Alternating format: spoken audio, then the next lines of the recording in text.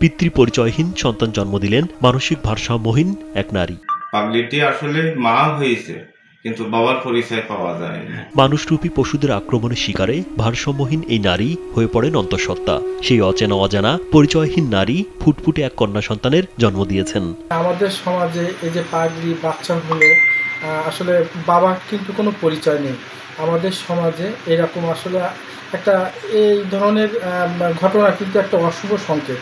আমাদের সমাজে এটা আসলে কাম্য নয়। মঙ্গলবার বেলা 11:30টার দিকে খুলনার পাইকগাছা শহরের ব্যস্ততম সড়কের পাশে একটি দোকানের সিঁড়িতে সন্তান প্রসব করেন তিনি। একটা মহিলা ওখানে প্রস্রাব বেদনায় ছটফট করতেছে। দোকানের সামনে দাঁড়ায় দেখি হঠাৎ একটা যে কন্যা সন্তান হয়েছে। পাগলি প্রসব ব্যথায় ছটফট করছে।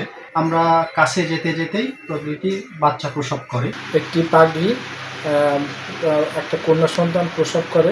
আমরা তাৎক্ষণিক এটা দেখে পথচারীদের সহযোগিতায় হাসপাতালে এনে ভর্তি করাই। পরে পথচারীরা নবজাতক ও মা দুজনকে পাইকগাছা উপজেলা হাসপাতালে নিয়ে ভর্তি করেন। তার পরিচয় জানা না গেলেও মানবিক সহায়তায় পাশে দাঁড়িয়েছেন স্থানীয় এক পল্লী চিকিৎসক। মানসিক বিকারগ্রস্ত মহিলা ডেলিভারি হয়ে আসে বাচ্চা সহ।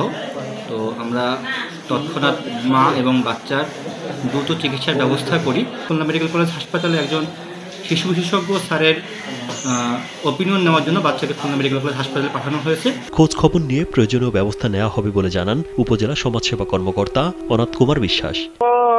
শারীরিকভাবে আর কি এখনো মোটামুটি ভালো আছে, তবে ওর যে ম্যাচিউর বাচ্চা আর কি, বাচ্চার ওয়েট আর কি কম। এখন আমরা ওকে মানে এখানে যেহেতু শিশু ডাক্তার নেই, তারপরে এখানে অন্যান্য সুযোগ সুবিধা কম, তো ওকে আমরা বেটার আর কি ট্রিটমেন্টের জন্য খুলনা মেডিকেল কলেজে আর কি এই মুহূর্তে নিয়ে যাচ্ছি।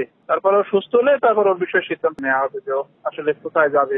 উপজেলা নির্বাহী কর্মকর্তা মাহেরা নাজনীন জানান, মানসিক ভারসাম্যহীন ওই নারীর পরিচয় শনাক্তের চেষ্টা চলছে। পরিচয় জানা না গেলে সরকারি ব্যবস্থায় যতটুকু করা সম্ভব সমাজসেবা অফিসকে তা নিশ্চিত করতে বলা হয়েছে।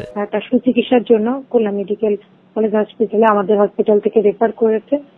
তো অলরেডি আমাদের দুইজন আমাদের নার্স সহ সমাজসেবা কর্মকর্তা মহোদয় গিয়েছেন।